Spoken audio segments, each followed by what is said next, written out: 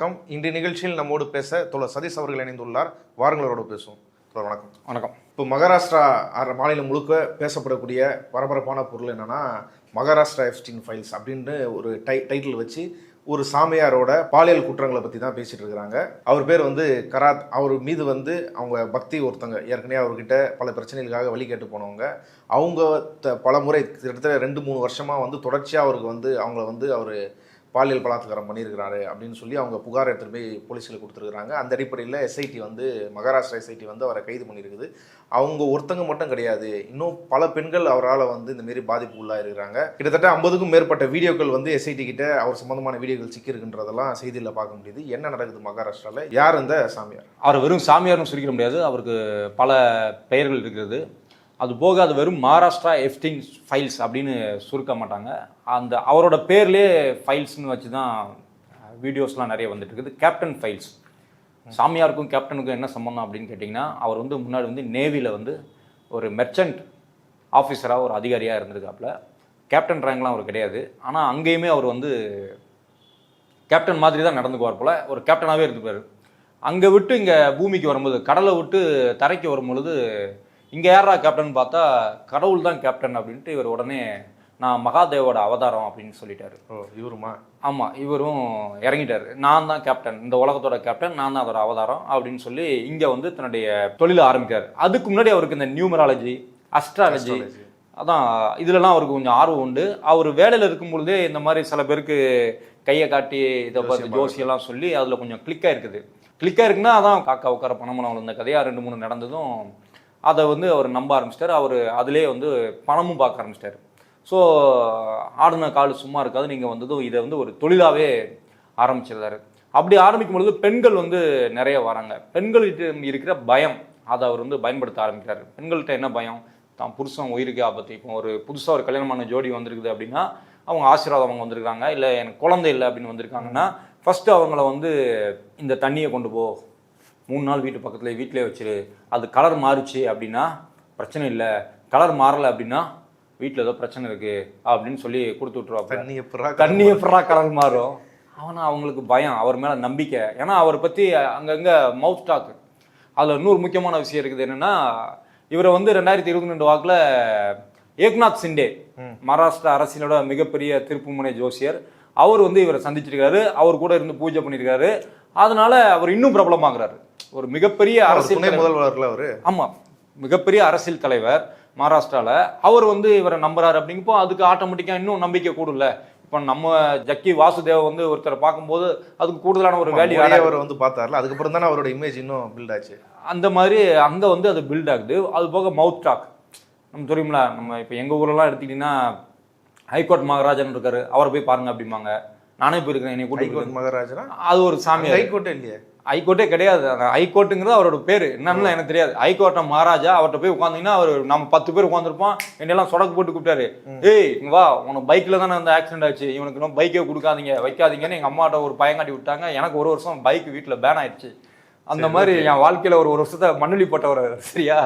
அந்த மாதிரி இவர் லோக்கலில் அங்கே செம்ம பிரபலம். அவருக்குன்னு ஒரு ஒரு ஃபேன் வட்டாரம், ஒரு பக்தர்கள் இருப்பாங்கள்ல. எப்படி இங்கே நித்யானந்தாவுக்கு ஒரு பக்தர்கள் இருந்தாங்களோ, என்ன செஞ்சாலும் ஒத்துக்கிறதுக்கு. ஜக்கி வாசுதேவ் அவருக்கு அப்படி எல்லா சாமியாருக்கும். நீங்கள் நார்த்தில் எடுத்திங்கன்னா ஆசாராம் பாபு, ரஹீம்னு ஒருத்தர், இந்த மாதிரி எல்லாருக்குமே நீங்கள் ஈவன் எந்த மதமாக இருந்தாலும், இப்போ தினகரன் எடுத்திங்கன்னா கண்மூடித்தனமாக நம்புவாங்க, பால் தினகரனை கண்மூடித்தனமாக நம்புவாங்க. அப்படி அவருக்கு ஒரு வட்டம் இதாகுது. அதில் ஒரு பொண்ணை இவர் உனக்கு தோஷம் கழிக்கணும் அப்படின்னா நீ என் கூட இருக்கணும். ஃபஸ்ட்டு அவர் என்ன செஞ்சிடாரு, உனக்கு ப்ரைவேட் பார்ட் பூஜை பண்ணணும், இந்த யோனி பூஜை அப்படின்னு சொல்கிறாங்க. நம்ம இங்கிலீஷில் சொல்லணும்னா ப்ரைவேட் பார்ட் சொல்கிறோம். அந்த பூஜைகள் பண்ணணும், அதெல்லாம் எதுவும் நீங்கள் தப்பாக எடுத்துக்கக்கூடாது அப்படின்னு ஃபஸ்ட்டு அதை நார்மல் பண்ணுறாரு. அவங்கள அதில் உள்ளுக்கு கொண்டு வராரு. அதற்கப்புறம் நான் கிருஷ்ணன், நீ ராதை. தன்னை கிருஷ்ணனாக வச்சு அவங்கள ராதையாக வச்சு அந்த ஒரு மெஸ்மரிசம். அது போக மருந்துகள், போதை மருந்துகள் மாதிரி மயக்க மருந்துகள் இதெல்லாம் கொடுத்து அவங்கள கொண்டு வராரு.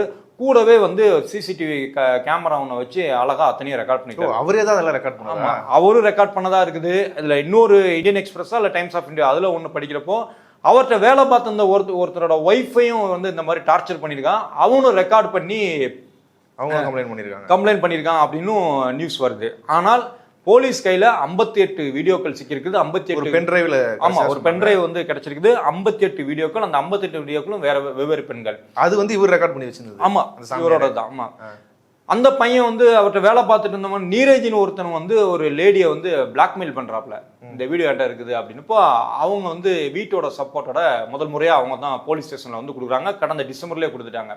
கிட்டத்தட்ட நவம்பர் 2022 டிசம்பர் 2025 வரைக்கும் அவங்க வந்து அவர்கிட்ட இந்த இதை அனுபவிச்சிருக்காங்க. மிரட்டுறது, இந்த வீடியோ வச்சு மிரட்டுறது, இல்லைன்னா நீ வந்து கடவுளுக்கு எதிராக மாறிடுவ, உனக்கு அப்படி ஆயிடும், இப்படி ஆயிடும், உன் புருஷனுக்கு உயிர் போயிடும், உன் பிள்ளைகளுக்கு இப்படி ஆயிடும், இப்படிலாம் பயங்காட்டிலாம். அவன் இந்த மாதிரி செயலில் ஈடுபட்ட பிறகும் ஆனா அவங்களுக்கு ஒரு சக்தி இருக்குது நம்புறாங்க. ஆமா, அது பயப்படுறாங்கன்ற ஒரு இது வரல. ஒரு பயப்படுறாங்க, பயத்துல ஃபர்ஸ்ட் விழுறாங்க. அப்போ பயம் கூடுதலா இருக்கும்போது அவர் என்னெல்லாம் சொல்றாரோ அதெல்லாமே வந்து வீடியோஸ்லாம் வந்து நிறைய வைரல் ஆயிட்டு இருக்குது. அவர் சொல்ல அவங்கலாம் செய்யறாங்க. அவங்களுக்குள்ளேயும் ஒரு பயமும் இருக்குது. இந்த மாதிரி பல பெண்களை வந்து இவர் சூறையாடுறாரு. இப்போ இந்த சூழ்நிலையில அந்த நீரஜ்ங்கிறவர் வந்து பிளாக்மெயில் பண்றாரு. முதலாக அந்த பொண்ணு போலீஸ் ஸ்டேஷன் போகுது. அந்த கேஸ் அவ்வளவு வலுவாகல. அதற்கு அடுத்தாப்புல மார்ச் மாசத்துல இன்னொரு பொண்ணு 28 வயசு பொண்ணு வந்து அவங்க வந்து கம்ப்ளைண்ட் கொடுத்தாங்க. அவங்க என்ன கம்ப்ளைண்ட் கொடுக்குறாங்கன்னா, இந்த மாதிரி எனக்கு மயக்க மருந்து இதெல்லாம் கொடுத்து என்னை வந்து இவர் வந்து கற்பழித்தார், பலமுறை இதனை காட்டி என்னை வந்து மிரட்டி இது பண்ணியிருக்காரு அப்படின்னு பண்ணவும் இப்போ 2 ஆச்சு. அதுக்கு அடுத்து இப்போ கிட்டத்தட்ட 6 to 8 கேஸ் இது போல உருவாக்குது. கர்ப்பிணி பெண்கள்லாம் பாதிக்கப்பட்டிருக்கிறதாகவும் செய்தி. ஆமா, அவருக்கு கர்ப்பிணி பெண்கள், அந்த வேலை பார்த்தவரோட ஒய்ஃப் வந்து கர்ப்பிணி அப்படின்னு தான் செய்திகள் வருது. 7 மாத கர்ப்பிணியாக இருக்கும் பொழுது அந்த லேடியை வந்து இவர் பயன்படுத்திக்கிட்டாரு.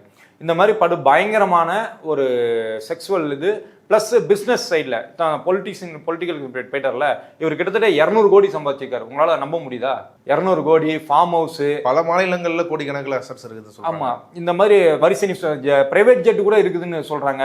இவர் வயகரா போன்ற மருந்துகளை எல்லாம் சேர்த்து ஒரு வாட்டர் ஒன்று மாதிரி ரெடி பண்றாரு. அது ஒரு புனித நீர் அப்படிங்கிற மாதிரி ஹெலிகாப்டர்ல அனுப்புனதாலாம் யூடியூபர் சொல்றாங்க. அதுல எவ்வளவு தூரம் உண்மை இருக்குன்னு தெரியல. ஒரு செய்தி வந்து அது கூட சேர்ந்து நிறைய செய்திகள் வருது, அதை உறுதிப்படுத்த முடியல. ஆனா இது அங்க இருக்கிற மகாராஷ்டிரால இருக்கிற சேனல்கள் தொடர்ந்து நான் தேடி பார்க்குறப்போ அதையும் அவங்க சொல்றாங்க. இந்த சூழ்நிலை போலீஸ் வந்து இவங்க வந்து எத்தனை மணிக்கு கைது பண்றாங்கன்னா, மார்ச் 18ஆம் தேதி அதிகாலை 3 மணிக்கு. அதுவும் எப்படி கைது பண்றாங்க அப்படின்னா, சும்மா போனோம், கதவை திறந்தோம், அரெஸ்ட் பண்ணோம் அப்படின்னு கிடையாது. திருடன்னு சத்தம் போட்டு போலீஸ் கான்ஸ்டபிள் உள்ள போய் விடுறாங்க. உங்க வீட்டில் திருடன் வந்துட்டாங்கன்னா, அது பெரிய வீடு, பயங்கரமான பங்களா, அந்த வீட்டில் வந்து ஏறி குதிச்சு அப்புறம் ஒரு கதவு பக்கத்தில் போய் அதுக்கப்புறம் அரெஸ்ட் பண்ணியிருக்காங்க. என்ன காரணம் அப்படின்னா, இந்த அரெஸ்ட் வெளியில தெரிந்தா இவர் வந்து தப்பிக்கிறதுக்கு வாய்ப்பு இருக்குது. அதற்கு முன்னாடியே இதை வந்து டைல்யூட் பண்றதுக்கு இவரை காப்பாற்றுறதுக்கான முயற்சிகள் எடுக்கப்படக்கூடும். ஏன்னா இவருக்கு அரசியல் பக்கத்துல நிறைய தொடர்புகள் இருக்குது. இவர்கிட்ட வந்து கையை காட்டுறவங்க இதெல்லாம் யாருன்னு பார்த்தீங்கன்னா வெறும் ஏழைகள் மட்டும் இல்லை, மெத்த படித்தவர்கள், அப்புறமா பிஸ்னஸ் மேக்னட்ஸ், அப்புறமா பொலிட்டீசியன்ஸ், போலீஸ் ஆஃபீஸர்ஸ், ஐபிஎஸ் ஆஃபீஸர்ஸ், அவங்களோட பொண்டாட்டிங்க, அவங்களோட பிள்ளைங்க, இவர்களெல்லாம் வந்து கண்மூடித்தனமாக இவரை நம்பியிருக்காங்க. அப்படி கண்மூடித்தனமான நம்பரில் இவர் சூஸ் பண்ணி கிட்டத்தட்ட 58 பெண்களை வந்து இப்போ வரைக்கும் கிடைத்த தகவல்படி 58 பெண்கள் உங்களோட வீடியோ வந்து போலீஸ்கிட்ட வந்து சிக்கியிருக்கிறது. இவருக்கு அரசியல் பின்புலம் இருக்கிறதா நீங்களும் சொல்றீங்க, பல செய்திகளில் பார்க்க முடியுது. குறிப்பாக இப்போ நீங்கள் பேசும்போது கூட ஏக்நாத் சிண்டே கூட அவரோட சந்திச்சிருக்கிறாரு. வேற என்ன தொடர்பு அரசியல் ரீதியாக இருக்குது? அதெல்லாம் இந்த தொடர்பு தான் முக்கியமான ஒரு விஷயம். என் போலீஸ் வந்து முன்கூட்டியே கணித்து அரெஸ்ட் பண்ணதில் இது ஒரு முக்கியமான விஷயம் என்ன அப்படின்னா, அங்கே மகாராஷ்டிரா மாநிலத்தோட மகளிர் ஆணையம் இருக்கும்ல. இப்போ உங்கள் வீட்டில் டொமஸ்டிக் வைலன்ஸ் ஆகட்டும், இல்லை பணிபுரிய இடத்துல உங்களுக்கு ஏதாவது பிரச்சனை, இல்லை வேற அரசியல் சார்பாக ஏதாவது கட்சிக்காரங்க வந்து தொந்தரவு கொடுக்குறாங்க, போலீஸ் ஆஃபீஸர்ஸ் தொந்தரவு கொடுக்குறாங்க, போலீஸ் அதிகாரிகள் பெண்களுக்கு தொந்தரவு கொடுக்காங்க அப்படின்னா எல்லா மாநிலங்களிலுமே மகளிர் ஆணையம் ஒன்று இருக்கும். நீங்கள் அதில் போய் கம்ப்ளைண்ட் கொடுத்தீங்கன்னா அவங்களா சில நேரத்தில் அவங்களாவே சில வழக்குகளை தேடி எடுத்து இது பண்ணுவாங்க. அந்த மகளிர் அணி தலைவியாக இருக்கவங்க பேர் ரூபாலின்னு ஒரு லேடி. அவங்க வந்து என்சிபி கட்சியில் இருக்காங்க. இது வந்து பிஜேபியோட கூட்டணியில் இருக்கிற ஆட்சியில் இருக்கிற கட்சி, அஜித் பவாரோட கட்சி. அந்த ரூபாலி வந்து வெறுமனே பக்தர் மட்டும் கிடையாது, அவரோட கோவிலில் இவங்களும் ஒரு ட்ரஸ்டி. அதுக்குண்டான ஆதாரங்கள்லாம் வந்து எங்கள் பத்திரிகையில் வெளியில் வந்து மகாராஷ்டிரா அரசியலே வந்து பெரிய பூகமத்தை கிளப்பி வச்சிருக்குது. அந்த லேடி என்ன பண்ணுறாங்க அப்படின்னா, இவரோட தீவிரமான பக்தையாக இருக்கிறாங்க. தீவிரமான பக்தன்னா நீங்கள் எப்படின்னா, அவரோட காலை கழுவுற வீடியோக்கள் இப்போ வைரல் ஆகிட்டு இருக்குது. அவர் வந்து அந்த கோவிலில் நின்று நான் அவருடைய பக்தே அப்படின்னு பேசுகிற வீடியோ வைரல் ஆகிட்டு, அதாவது அவர் என்ன குரு, அவருடைய என்ன குரு அப்படின்னு சொல்லி நான் அவருடைய பக்தே அப்படின்னு பேசுகிற வீடியோ வைரல் ஆகிட்டு இருக்குது. அந்த ஆள் நிற்கிறாரு அப்படின்னா, அந்த ரேபிஸ்ட் அவர் நிற்கிறாருன்னா அவருக்கு இவங்க கொடை பிடிச்சிட்டு நிற்கிறாங்க. ஒரு மகளிர் ஆணையத்தோட தலைவி ஒரு மாநிலத்தில் அவங்க வந்து ஒரு சாமியாருக்கு, யாராக இருந்துட்டு போகட்டும், ஒரு சாமியாருக்கு இப்படி கொடையை பிடித்து நிற்கிறதுலாம் வெட்கக்கேடானது. ஆனால் அவங்க அங்கே பிடிச்சிட்டு நிற்கிறாங்க. இதையெல்லாம் தாண்டி ஒரு விஷயம் நடந்திருக்கு. இந்த அரசியல் தொடர்புன்னு நீங்கள் கேட்டிங்களா, அதுக்கு வாரம் என்ன அப்படின்னா, இந்த சாமியாரை குறித்து ஒரு மகாராஷ்டிரா பத்திரிகையில் வந்து ஒரு கட்டுரை வருகிறது. எப்போ? மார்ச் 2025 இந்த ஆசாமி, இந்த சாமியார் அஸ்ட்ராலஜர், இவர் வந்து கொஞ்சம் கோளாறானவர் அப்படிங்கிற விஷயத்த அவங்க வந்து ஒரு ஆர்டிக்கலாக போட்டுக்கிறாங்க. அந்த பத்திரிகையாளருக்கு அந்த பத்திரிகைக்கு ஃபோன் செய்து உங்கள் மீது நடவடிக்கை எடுக்கப்படும், தேவையில்லாத இந்த கட்டுரை வைக்காதீங்கன்னு அவங்களுக்கு மிரட்டி அதை வாபஸ் எடுக்க வச்சுருக்காங்க. யார் அப்படின்னா இந்த ரூபாலி அப்படிங்கிற மகளிர் ஆணையத்தோட தலைவி. இது ஒரு ஆண் செய்கிறதுலாம் விட்டுருங்க, ஒரு பெண்ணாக இருந்துட்டு பெண்களுக்கு நடக்கக்கூடிய அநீதிக்கு பாதுகாவலாக அதை கேள்வி கேட்கக்கூடிய இடத்துல இருந்துட்டு இவங்களே வந்து அவங்கள்ட்ட பேசியிருக்காங்க. ப்ளஸ் அந்த ஃபோன் காலர் கூட அந்த பத்திரிகையாளர் இருக்கிற சம்மந்தப்பட்ட பத்திரிகையாளர் கூட 4 நிமிடம் எத்தனையோ செகண்ட் பேசின ஒரு ஸ்க்ரீன்ஷாட்டு கூட அங்கே சமூக வலைதளங்கள் வந்து பரவிட்டு இருக்குது. அந்த பத்திரிகையாளர் வந்து மிரட்டப்பட்டிருக்காரு, உன் மேலே கேஸ் வரும், உன்னை உள்ள தூக்கி போடுவோம் அப்படின்னு தன்னுடைய அரசியல் பலத்தை வைத்து. ஏன்னா ஒரு மாநில மகளிர் ஆணையத்தில் இருக்கிறாங்க, முக்கியமான பொறுப்பில் இருக்கிறாங்க, முக்கியமான ஆளும் கட்சியில் இருக்கிறாங்க. அவங்க சொல்லும்போது இந்த பத்திரிகையாளர் வந்து பயப்படுறாரு. இது வந்து 1 வருஷத்துக்கு முன்னாடியே நடந்துருச்சு. அந்த பத்திரிகையை அதோடு அவங்க விடலை, மன்னிப்பு கேட்க வைக்கிறாங்க. அவங்க பத்திரிகையை வந்து அவங்களுடைய அஃபிஷியலாக அவங்க வந்து ஆமாம் இது வந்து நாங்கள் மன்னிப்பு கோருகிறோம் அப்படின்னு போட்டுருக்காங்க. 1 வருஷத்துக்கு முன்னாடியே இந்த விஷயங்கள் அம்பலமாகி இந்த மகளிர் ஆணையம் வந்து அவங்களா சூமோட்டோவா அதை வழக்கை எடுத்து என்ன பிரச்சனை ஏது பிரச்சனைன்னு அவனை தூக்கி உள்ளே வச்சுருந்தா 58ல் ஒரு குறைந்தது ஒரு 18-20 பேராவது காப்பாற்றப்பட்டிருப்பார்கள். ஆனால் அதை பண்ணலை. இதுக்கு முழு முக்கிய காரணம் அவர் ஒரு காரணம் அப்படின்னா, அதை விட முக்கியமான ஒரு குற்றவாளி யாருன்னா இந்த ரூபாலி அப்படிங்கிற பெண். எஃப்டின் ஃபைல்னு இவங்க எதுக்காக சொல்கிறாங்கன்னா, நீங்கள் எஃப்டின் ஃபைல் பார்த்தீங்கன்னா அதுலேயும் வந்து அவர் கூடவே இருந்து ஒரு பெண் தான் வந்து அத்தனை வேலைகளையும் செஞ்சுருப்பாங்க. அதே மாதிரி இங்கே பக்தி அப்படிங்கிற பேர்லையோ இல்லை வேற எந்த அரசியல் ஆதாயத்திற்காகவோ இதை வந்து இந்த ரூபாலி அப்படிங்கிறவங்க செஞ்சுருக்காங்க. கடைசியில் அவங்களுடைய கட்சியோட முக்கியமான தலைவர் சுனேத்ரா அவரோட சேர்ந்து இவர் போய் பட்னாவிஸை பார்த்துருக்காங்க. பட்னாவிஸோட அறிவுறுத்தலின் பேரில் இல்லை பட்னாவிஸின் கட்டளையின் பேரில் இவங்க வந்து இப்போ வந்து அந்த பதவி வந்து ராஜினாமா பண்ணியிருக்காங்க. அது வெறும் அவங்க சொன்ன அட்வைஸ்லாம் கிடையாது. அங்கே இருக்கிற மகாராஷ்டிரா அரசியல் சூழல் வந்து பயங்கரமான சூடுகள் இருக்குது. காங்கிரஸ் கட்சியினர் கடந்த சனிக்கிழமை மகளிர் அணி அவங்க வந்து போராட்டம் நடத்திருக்காங்க. அதுபோல் பல போராட்டங்கள் சோசியல் மீடியாவில் தாறுமாறாக கிழிச்சு தொங்க போடுறாங்க. அதை ஃபேஸ் பண்ண முடியல. கடைசியில் வந்து இவங்களை வந்து நீங்கள் வந்து ராஜினாமா பண்ணுங்க அப்படின்னு இருக்காங்க. அதுவும் இந்த காரணத்துக்காக அவங்க வந்து ராஜினாமா பண்ணல, சொந்த பிரச்சனை காரணமாக நான் ராஜினாமா பண்ணுறேன்னு தான் சொல்லியிருக்காங்க. இப்போ வரைக்கும் அவங்கள வந்து இந்த கட்சியை விட்டு கொடுக்கல, இல்லை பிஜேபியை விட்டு கொடுக்கல, இல்லை தானும் அந்த பெண்ணும் வந்து தான் செஞ்சது தப்புன்னு எங்கேயுமே ஏற்றுக்கல. இப்போதைக்கு இவர் மட்டும்தான் அரெஸ்ட் ஆகிருக்காரு. பல ஆசாமிகள் வந்து உலகத்துக்கு காமிச்சிட்டாங்க ஏற்கனவே. இப்படி ஒரு பவர்ஃபுல்லாக இருக்கிற ஒரு சாமியார் இப்படிலாம் தான் பண்ணுவார் அப்படின்றது நித்யானந்தாவாக இருக்கட்டும், ஜக்கி வாஸ்தவாக இருக்கட்டும், ராம் ரஹீமாக இருக்கட்டும், இப்படி எல்லாருமே ஏற்கனவே பார்த்து. ஆனால் மக்கள் இன்னும் வந்து அந்த ட்ராப்பில் போய் விழுறது, அவங்களுக்கு வேற ஒரு பிரச்சனையிலேருந்து சொல்யூஷன் தேடுறதுக்கு போய் இன்னொரு பிரச்சனையில் சிக்கிறதுன்றது தீர மாட்டுது. நார்மலாக ஒரு போலீஸ் சாமியார் வந்து இப்படி நடந்துக்கிறதுக்கும் ஒரு பொலிட்டிக்கல் பேக்ரவுண்டோடு இருக்கிறவங்க அது நடந்துக்கிறதுக்குமான ஸ்கேல் இருக்குல்ல, அந்த வித்தியாசம் அது ரொம்ப பெரிய அளவில் இருக்குது. ரொம்ப தர்மஸ்தலாலாம் ரொம்ப கொடூரமான விஷயம்.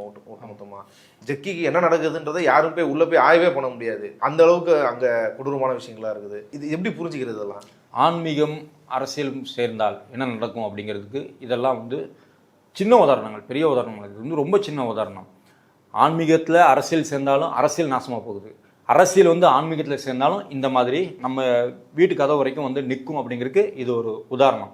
நீங்கள் தர்மஸ்தலம் எடுத்துக்கோங்க, அங்கே வந்து அனைத்து அரசியல் கட்சிகளாலுமே அவங்க வந்து பாதுகாக்கப்படுகிறார்கள். காரணம் அங்கே இருக்கிற ஓட் பேங்க். அந்த தர்மஸ்தலா மீது மக்கள் வைத்திருக்கிற ஒரு பக்தி நம்பிக்கை இருக்குல்ல, அந்த நம்பிக்கை வந்து அப்படியே வந்து அதை வைத்து இங்கே அறுவடை பண்ணுறாங்க. இந்த விஷயத்துலையுமே இந்த அசோக் இவர் சொல்கிற இவரை பொந்து சாமியார்னு வர சொல்கிறாங்க பேர், அதுக்கு என்ன அர்த்தம்னு தெரில. இந்த சாமியாருக்கான ஓட் பேங்கும் அப்படி இருக்குது. அதே போல் வந்து நீங்கள் ஜக்கி வாசுதேவ் இருக்கார்ல, அவர் இன்னும் சொல்ல போனால் ஆன்மீகத்திலேருந்து அரசியலில் வந்து அவர் பயங்கரமாக இன்டர்ஃபியர் பண்ணுறாரு. இந்த ஒரு மண்ணை காப்போம், நமது கோயிலை காப்போம் அப்படின்னு பாஜகவோட வாய்ஸாக, ஆர்எஸ்எஸோட வாய்ஸாக அவர் வந்து ஓப்பனாகவே செயல்படுகிறார். அவர் கேம்ப் உள்ளுக்கு போலீஸ் போய் ஒரு விசாரணை பண்ணுறது கூட அவ்வளோ பிரச்சனையாக இருக்குது. உள்ளேயே வந்து சுடுகாடு இருக்குது. அது எதற்கு, என்ன அனுமதி, எந்த தகவலும் இல்லை. இன்னும் சொல்ல போனால் காட்டை அழித்து தான் அவர் வந்து அந்த இடத்த ஆக்கிரமிச்சிருக்காரு அப்படிங்கிறது தெரிந்தும் அவர் மேலே நடவடிக்கை எடுக்க முடியாமல் இருக்கிறதுக்கு காரணம் என்ன அப்படின்னா, அது வந்து ஆன்மீகமும் அரசியலும் அங்கே ஒன்றாக பிணைந்து இருப்பதால் தான். சாதாரணமாக ஒரு பிளாட்ஃபார்மில் ஒருத்தன் வந்து ஒரு சின்ன கடையோ இல்லை தான் ஒதுங்குறதுக்கு ஒரு ஓரமாக படுத்து கிடந்தாலோ எட்டி உதைக்கும் அதிகார வர்க்கம் இந்த இடங்களை மட்டும் அவ்வளோ சீக்கிரம் தொட்டு விடுவதில்லை. காரணம் அரசியலும் ஆன்மீகமும் சேர்ந்து பிணைந்திருப்பது தான். இன்னும் உதாரணத்துக்கு நான் சொல்ல போனா ஆசாராம் பாபா ஒரு மைனர் பொண்ணை கற்பழித்த வழக்குது. ஒரு மைனர் பொண்ணுன்னா என்ன 16 வயசு பொண்ணு, சின்ன பொண்ணை வந்து சிறுமியை வந்து அவர் வந்து கற்பழித்த வழக்கில் கைதாரார். அவர் வந்து நார்த்தில் மிகப்பெரிய சாமியார். அவர் வந்து கோர்ட்டுக்கு வரும்பொழுது கூட மக்கள் வந்து பூஜை பண்றாங்க. அவர் கன்விக்டட்னு அந்த சொல்ற டேட் அன்னைக்கு அவருக்கு ஹெலிகாப்டர் அரேஞ்ச் பண்றாங்க. அந்த அளவுக்கு அவர் வந்து ஒரு தண்டனைக்குரிய கைதியாகவே நடந்துக்கல. அவர் ஏதோ ஒரு இடத்துல இருந்து அரசு கட்டமைப்புக்கு அப்பாற்பட்டவர். ஆமா, இந்த கட்டமைப்புல இவங்க எல்லாருமே நீங்க அப்படிதான் நீங்க பார்க்கலாம். சக்கி வாசுதேவாக இருக்கட்டும், இல்ல நித்யானந்தா அங்க போய் அவர் வந்து தனியா தீவு ஆரம்பிச்சிருக்கட்டும், இவர்கள் யாருமே இந்த அரசியலமைப்பு சட்டத்துக்கும் எனக்கும் சம்பந்தமே இல்லை அப்படிங்கிற மாதிரி தான் அவங்க பேசுவாங்க, நடந்துக்குவாங்க. மக்களும் அவர்களை அந்த மாதிரியான ஒரு உயர்வான இடத்துல வச்சுதான் பார்த்துட்டு இருக்கிறாங்க. மனிதர்கள் கடவுளை கட்டுப்படுத்த முடியாது. ஆமா, அந்த ஆசாராம் பாபு 16 வயசு பொண்ணு கேஸ்ல வந்து ஜோத்பூர்ல வந்து அவருக்கு வந்து குற்றம் நிரூபிக்கப்படுகிறது. அது கூட இன்னொரு ஒரு ரேப் கேஸும் அவர் கூட சேர்க்கப்படுது. 20 வருஷத்துக்கு அவருக்கு வந்து தண்டனையும் கொடுத்துருக்காங்க. அவருக்கு இப்போ வந்து 6 மாசம் மெடிக்கல் பெயில்னு கொடுத்து சுத்த விட்டுருக்காங்க. எப்படியாவது உங்களுக்கு கிடைக்குமா, உங்களுக்கும் எனக்கும் இது மாதிரி கிடைக்குமா, இல்லை சாதாரண குடிமகனுக்கு கிடைக்குமா? 6 மாசம் மெடிக்கல் பெயில்னு அவர் எங்க சுத்திட்டு இருக்காருன்னா அயோத்தியா, காசி, கோவிலா போய் அவர் வந்து புனித ஸ்தலங்கள்லாம் போய் அவர் புனித பூஜை பண்ணிட்டு இருக்காரு. இதுக்கு முந்தி அவர் செஞ்ச பூஜை பத்தாதுன்னு இப்போ இன்னும் அவர் வந்து பூஜை பண்ணிட்டு இருக்காரு. அதற்கு வந்து இந்த கட்சிகளும் அரசாங்கங்களும் அதிகாரிகளும் அதற்கு வந்து இன்னும் உடந்தையாக இருக்கின்றனர். இவரே போல இன்னும் ஒருத்தர் ஹரியானாவில் ரொம்ப பிரபலமான ராம் ரஹீம்னு ஒரு சாமியார். அந்த சாமியாரும் சும்மா சாதாரணம் கிடையாது. அவருக்கும் வந்து ஜெயிலுக்கு போட்டா அவர் பாட்டுக்கு அசால்ட்டா 5 மாசத்துக்கு அப்புறம் இப்போ 40 நாள் பெயிலில் சுத்திட்டு இருக்காரு. அப்போ ஆன்மீகத்தோடு இந்த அதிகாரம் இதெல்லாம் சேரும் பொழுது நீ எவ்வளவு நாள் பெரிய தப்பு பண்ண ஒன்றும் பிரச்சனை இல்லை, காப்பாத்துறதுக்கு நமக்கு ஆள் இருக்குது அப்படிங்கிற ஒரு உண்மை இங்கே நம்ம கண்ணு முன்னாடியே தெரியுது. அதனால தான் இன்ன வரைக்கும் ஜக்கி ஜகத்தூர் இப்போ வரைக்கும் நைட்டு மிட்-நைட்டில் சிவராத்திரியில் டான்ஸ் ஆடிட்டு இருக்கிறாரு. நித்யானந்தம் வந்து வெளிநாட்டில் அங்கே ஒரு டிவியை விலைக்கு வாங்கி அவர் இப்போ வரைக்கும் யாரும் தொட முடியுமா இப்போ வரைக்கும் வீடியோ விட்டுட்டு இருக்கிறாரு. தர்மஸ்தல கோவில் நெருங்க கூட முடிய மாட்டேங்குது. அத்தனை ஆதாரங்கள், அத்தனை போராட்டங்கள், காணாமல் போன அந்த பெண்ணின் சார்பாக இதுக்கு முன்னாடியே பாஜக சைட்லேருந்து கூட போராட்டம் நடந்துக்கப்பட்டிருக்குது. அப்படி இருந்தும் அவங்கள வந்து தொட முடியல, நிரூபிக்க முடியல. முகமூடி போட்ட நபர் வந்தார். அவரை வந்து கடைசியில் என்ன வாக்குனாங்கன்னே புரியாத அளவுக்கு நம்மளை குழப்பி நம்மளை பைத்தியக்காரங்க ஆகிட்டாங்க. இதற்கு முக்கியமான காரணம் இப்போ இவங்களாம் சொல்லிட்டு இருக்காங்களா ஆன்மீக அரசியல். பிஜேபி எடுத்து வைக்கிறது அது தானே. இந்த ஆன்மீக அரசியல் நம்மளை எங்கே லீடு பண்ணணும்னா இந்த மாதிரி புத்தி இல்லாமல் பயப்படுபவர்களை இன்னும் பயப்பட வைக்கும், பயப்படுபவர்களை இன்னும் நம்பிக்கை இழக்க வைக்கும். அதுக்கு உதாரணம் இந்த பெண்கள். இதில் 58 பெண்கள் இருக்காங்கல்ல, இவங்கெல்லாம் வந்து ஆன்மீகம் அப்படிங்கிற ஒரு நம்பிக்கையில் போனவங்க தான். அதை ஊக்குவிக்கிறது யாரு? இந்த பிஜேபி, அவர்களுடன் கூட்டணியில் இருப்பவர்கள், RSS, இவர்கள் எல்லாருக்குமே பக்தியும் மதமும் தான் மூலதனம். அந்த மூலதனத்துக்கு நாம பலியாயிட்டு இருக்கோம். நாம தான் நம்மளை வந்து வித்துட்டு இருக்கிறோம் நம்மளை தெரியாமலேயே. இதுக்கு விழிப்புணர்வு கொண்டு வர்றவங்கள இவங்க வந்து அர்பன் நக்சல், தேவையில்லாம பிரச்சனை கிளம்புறாங்க, ஆன்டி நேஷனல் சொல்லி நம்மளை முடக்க பார்க்கறாங்க. இந்து விரோதி, எஸ் இந்து விரோதி, இதுதான் சரியான வார்த்தை. இன்னும் நீங்க பேசுனீங்கன்னா உங்களை வந்து தேச விரோதி அப்படின்னு சொல்லிடுவாங்க. ஸோ அந்த ஆன்மீகம் அப்புறமா அந்த அரசியல் இது ரெண்டும் சேர்ந்து நம்மளை வந்து எப்படி பாதிக்கிறது, ஏன் நாம வந்து இந்த ஆன்மீக அரசியல் தூக்கிட்டு வர்றவங்கள எட்டி உதைக்கணும் அப்படிங்கிறதுக்கு இந்த அசோக் காரத், பொந்து சாமியார், கேப்டன் சாமியாரோட இந்த கேப்டன் ஃபைல்ஸ் தான் நமக்கு உதாரணம். இவ்வளவு நேரம் இந்த செய்தி குறித்து விரிவாக உங்க கருத்துக்களை பகிர்ந்து கொண்டதுக்கு நன்றி.